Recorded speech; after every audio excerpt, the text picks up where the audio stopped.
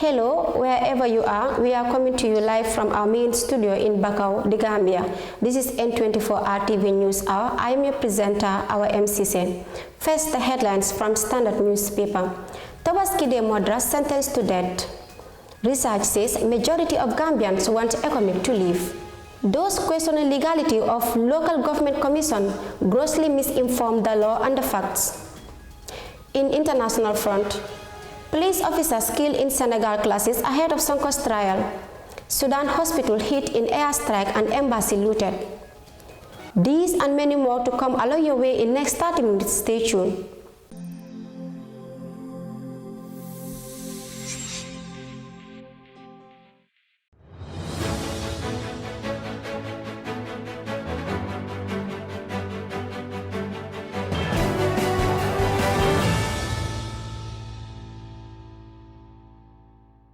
Welcome back. Now the news in detail. The High Court in Banjul, presided over by Justice Ibrahim Majete, has sentenced one Fode Jata, a resident of Dibakunda in the Kanifi municipality, to death after he was convicted by the murder of one Yusufa Tabali.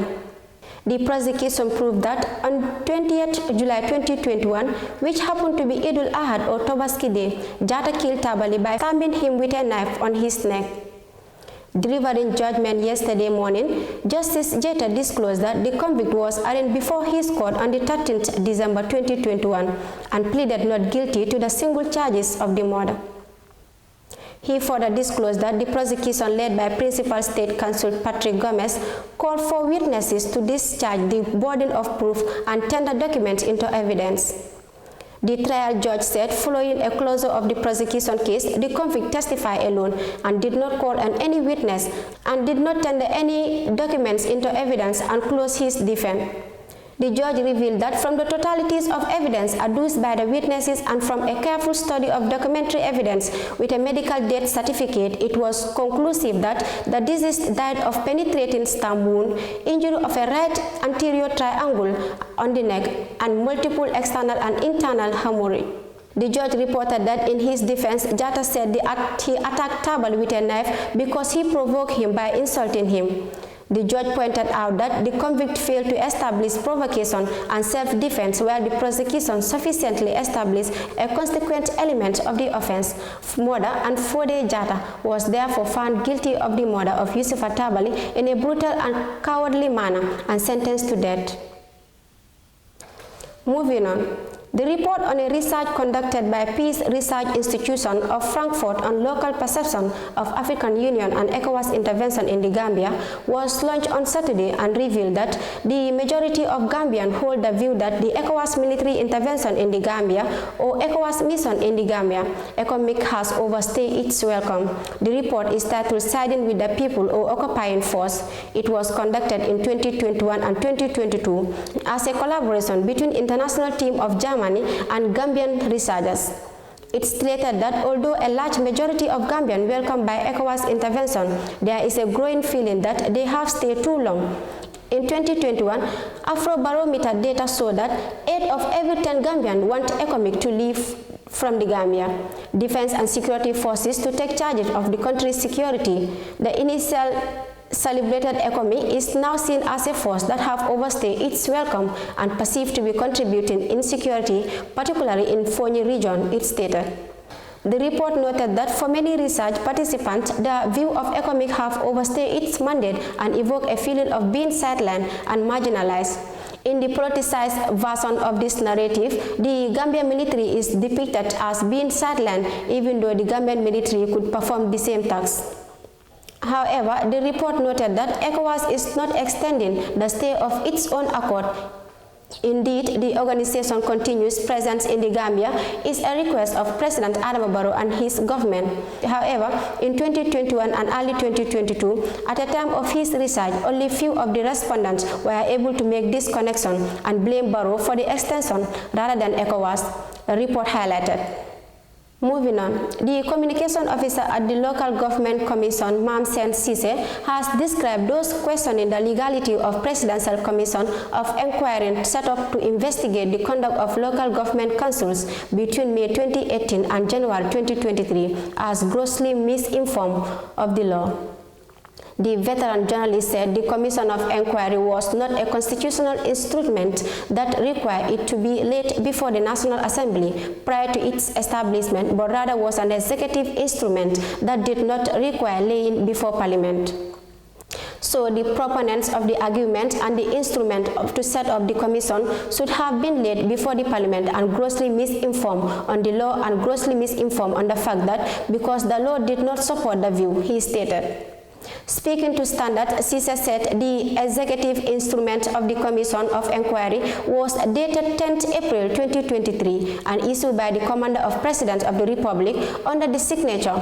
Perhaps those who are making the arguments are not privy to the fact that we need to help them to be privy to the fact so that they do not misinform the public, he stated.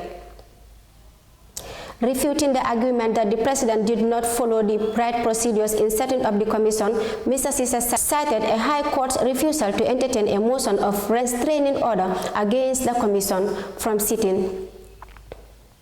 He stated that the Section 201 subsection 2 of the Constitution was quite clear that where a commissioner of inquiry consists of 2 or more members, at least one of the commissioners should be a person who has special qualification or knowledge in the field of the matter under investigation, he said.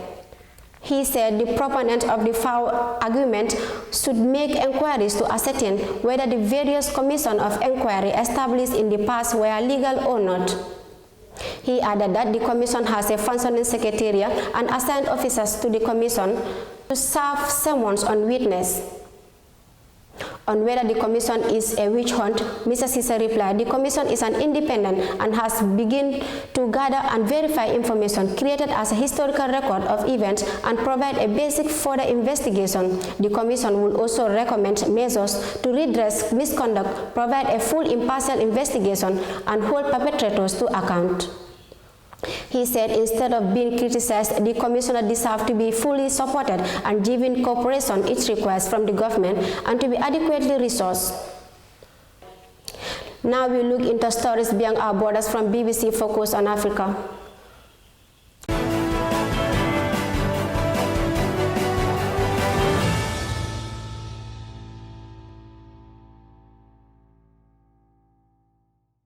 A police officer was killed during clashes between Senegalese security forces and supporters of opposition leader Ousmane Sonko in the southern town of Ziguinchor, authorities said.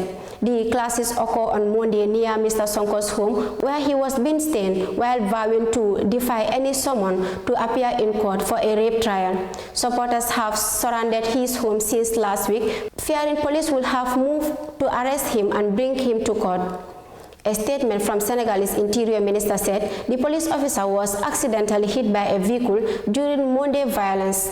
Reports say securities have been tightening in the capital Dakar ahead of resumption of Mr. Sonko's rape trial on Tuesday.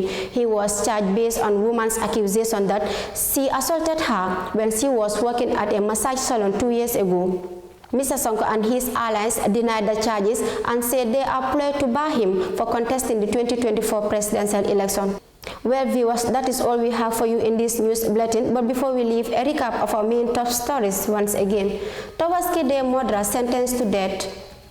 Research says majority of Gambians want economic to live. Those questioning legality of local government commission grossly misinform the law and facts. In international front, police officers killed in Senegal clashes ahead of Sonko's trial. Sudan's hospital hit in airstrikes and embassy looted. Thank you so much for watching. Till I come your way next time, have a wonderful day.